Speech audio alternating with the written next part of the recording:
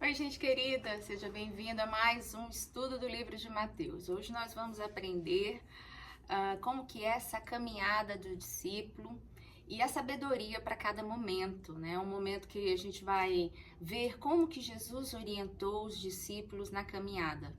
Porque de verdade, cada momento tem a sua própria sabedoria, né? O momento da fala, o momento do silêncio, o momento em que você leva em consideração o que o outro diz, o momento em que você não leva em consideração nada porque não é pertinente. O que eu gosto do Evangelho é que ele me ensina e te ensina também a sermos pertinentes a cada momento da nossa jornada. Ele nos ensina através da sua sabedoria, né, que não é humana, é uma sabedoria espiritual, como o escritor vai nos dizer do Evangelho. Ele vai dizer que é antes uma sabedoria espiritual, Paulo vai dizer, pacífica. Ela chega acalmando o nosso coração, iluminando a nossa mente, né, os caminhos da nossa consciência, e vai nos ensinando os melhores caminhos da existência, né? Então, é esse caminho aqui que a gente vai percorrer hoje. Eu vou percorrer com você a partir do que Mateus nos escreveu lá em Mateus 10, tá? Mateus 10, versículo 5. A gente parou no versículo 4 e falamos sobre essa caminhada, né, que Jesus tem. Ele chama os seus discípulos. Falei um pouco de cada discípulo, naturalmente que não dá pra gente falar detalhadamente de todos, até porque os conteúdos históricos que nós temos também são diferenciados, né? Então eu preferi falar apenas aquilo que a Bíblia reforçou em alguns contextos, então foi o que eu passei no vídeo anterior. Então, se você quiser entender um pouco quem foi Pedro, quem foi Tiago, quem foi João, você procura aí no meu canal do YouTube ou no Instagram o vídeo anterior, tá bom? Bom, lá no 5, então, 10:5, Mateus nos escreveu o seguinte: Jesus enviou estes 12, que foi os 12 que eu falei, e lhes ordenou. Porque o discípulo é isso, né? Quem se propõe nessa caminhada de ser discípulo tem que estar proposto também, se propor também a caminhar, a ser enviado. Porque o discípulo é isso, o discípulo é aquele que tem, né? O discípulo / apóstolo, é aquele que tem uma mensagem e que ele está disposto a ir levar essa mensagem, a caminhar, né, a gerundiar pela vida. Você vai entender aqui isso, que é andar em gerúndio, caminhando, né, curando, pregando, sendo a própria mensagem. O discípulo, antes de tudo, ele precisa ser a própria mensagem. Jesus vai nos mostrar isso aqui. Ele vai dizer o seguinte: ele vai passar algumas orientações e vai dizer: não ireis pelo caminho dos gentios, nem entreis em cidade de samaritanos. Por que Jesus fala isso? Essa é a primeira vez que esses discípulos estão saindo de perto de Jesus para pregar essa mensagem. Veja que nesse momento aqui, eles vão pregar o evangelho ainda sem a ressurreição de Jesus. A ressurreição de Jesus não tinha acontecido, mas eles já tinham a mensagem do reino, a qual Jesus já os estava desafiando a compreender ali todos os dias. Então é essa mensagem do evangelho que esses discípulos estão indo levar. Então, eles estão ali próximos. Jesus coloca para eles: olha, vocês vão andar de cidades em cidade, preferencialmente onde tiver samaritano, vocês não entrem. Por quê? Eu não sei, não me recordo se eu expliquei no vídeo anterior, mas samaritanos e judeus não se davam, né? Para os judeus, os samaritanos eram os traidores, eram aqueles que não tinham, que não levavam, né, tão seriamente as tradições judaicas, e também haviam se misturado com outras nações. Então, por isso que para o judeu, samaritano não era bem-vindo. E o samaritano também, por conta disso, tinha um judeu ali meio que afastado, né? E para não ter confusão nesse primeiro momento, Jesus tinha suas próprias estratégias de sabedoria. Nesse momento agora, não era apropriado que os judeus, que os discípulos fossem para cidades onde tivessem samaritanos, né? E lembrem-se que é o início, né? Como eu falei, é o início de uma caminhada. Aí Jesus vai dizer, olha, ide antes as ovelhas perdidas da casa de Israel. Né? As ovelhas perdidas, ele usa essa expressão, que é uma expressão que eu já expliquei aqui antes. Essa expressão ovelha é uma expressão que é usada desde o Antigo Testamento, mas o Novo Testamento também se apropria dela para designar esse cuidado, né, carinhoso de certa forma até, que Deus tem com o seu povo. É o pastor, o grande pastor da minha alma, o salmista vai dizer, e eu que sou a ovelha que preciso desse cuidado.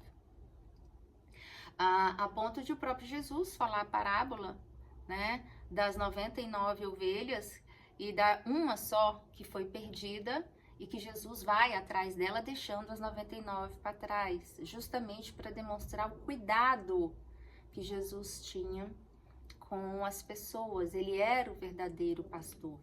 E aqui ele apresenta esse texto de ovelhas perdidas, né? Como quem, de fato, estivesse necessitando de uma nova consciência. Quem não está, né, precisando de uma nova consciência?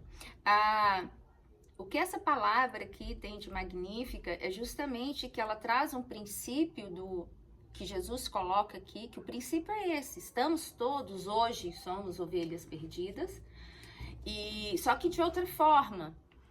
O princípio do discípulo levar o evangelho para quem está sedento, né, para quem precisa de um cuidado, era no século I e continua sendo hoje para mim e para você. A aplicação dessa palavra, ela é apenas estendida para nós hoje, e a Bíblia toda ela é assim. Ela existe uma aplicação imediata, como foi aqui para os discípulos, mas eu posso pegar esse mesmo princípio e fazer uma aplicação estendida hoje para mim e para você. Qual é a aplicação? É que eu e você somos ovelhas perdidas e que precisamos desse pastor. E mais ainda, uma vez que a gente se apropria do evangelho na nossa consciência, nós precisamos ser esses discípulos, né, que vão atrás, né, cuidar dessas ovelhas. Diferentemente daquela época, que eles não passavam por samaritanos, hoje não é bem assim.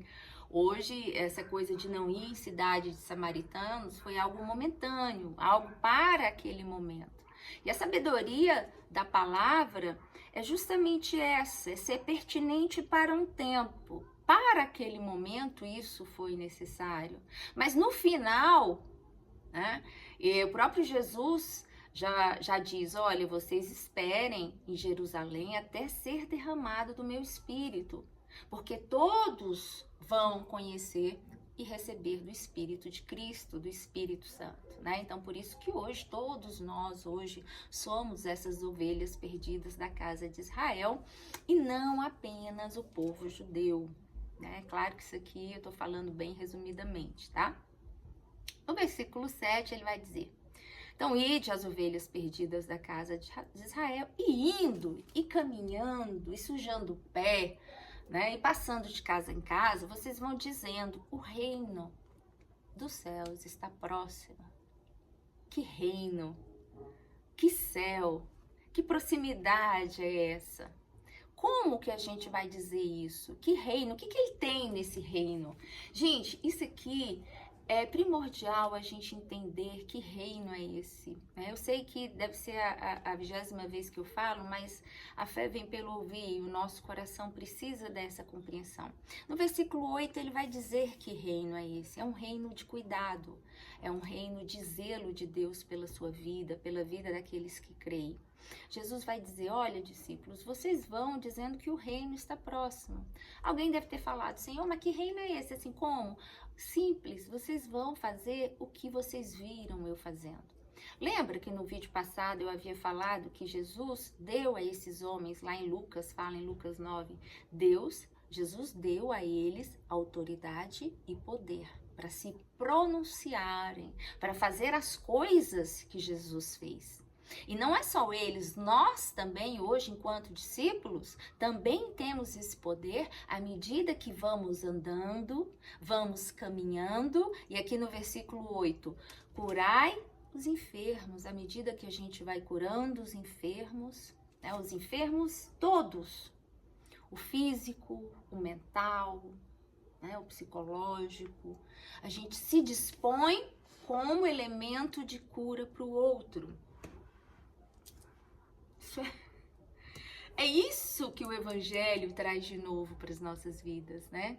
É você se dispor nesse caminho de curar o outro, de olhar para a ferida, como o samaritano fez, né? O samaritano desceu do próprio cavalo, saiu do caminho onde ele estava, pegou o doente à beira do caminho, que havia sido assaltado, e havia passado ali o levita, o pastor, e todo o sacerdote, e todo mundo passando, e ninguém cuidou. Falou, não, isso aqui não é comigo, porque o meu papel é cantar. O outro falou, não, isso aqui também não é comigo, isso aqui, eu sou sacerdote, né?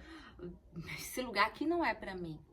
E o samaritano não, o samaritano foi lá e pegou e cuidou, e limpou a ferida, e olhou para o indivíduo e sentiu a dor que ele estava sentindo, né?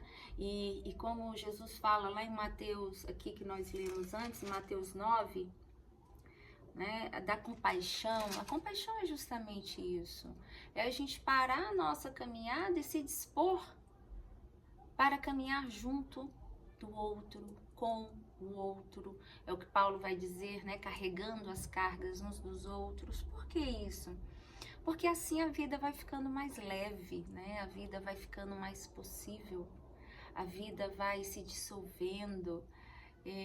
Eu participo de um grupo que a gente tem uma frase interessante. A gente fala que dor dividida é dor suave, uma coisa assim, né? Quanto mais a gente divide a dor, mais leve a vida vai ficando. Eu tinha que rimar, eu não sei aonde que eu me perdi aqui na rima, mas tinha que rimar. Mas a ideia é essa, né? A ideia é que a gente divida as cargas uns dos outros. O evangelho ele só acontece na existência se a gente estiver sendo o ombro de alguém ou se alguém estiver sendo o nosso ombro. Quando a gente ora por alguém, né, a gente está se colocando nesse caminho. Quando a gente se levanta do nosso local e vai adiante, a gente está se colocando nesse lugar de servir, de ser elemento de cura. Você já pensou se a gente se levantasse todos os dias com essa missão, ou então, eu não digo missão, mas a missão a gente já tem, mas com essa consciência de que nós somos elemento de cura para o outro. Eu tenho uma palavra de cura, eu tenho até o meu silêncio de cura para o outro pode acontecer. Né? Eu posso fazer uma oração aqui, desejar a cura do meu irmão, quanto que isso mobiliza as regiões celestiais? A gente não tem consciência disso, pelo menos a maioria de nós não tem essa consciência. A maioria de nós ainda está vivendo, como eu vi nesses dias, né, a propaganda de uma igreja querendo a restituição daquilo que me foi tirado. E eu fiquei pensando, né, eu falei, bom, a restituição do que me foi tirado, Deus vai dar de volta. Eu imagino que sim, eu creio que sim, quando Ele acha que é pertinente. Mas essa não deve ser a nossa busca inicial. A nossa busca inicial é para que, assim como nós fomos alcançados, a gente também se coloque no caminho do outro como elemento de cura, né? Como elemento de transformação e, sobretudo, de pacificação da vida do meu próximo. Amém? Desejo do fundo do coração que o Espírito de Cristo fale mais a você e eu aguardo aqui você até a próxima. Nós paramos no versículo 8, tá bom? Deus te abençoe e até a próxima.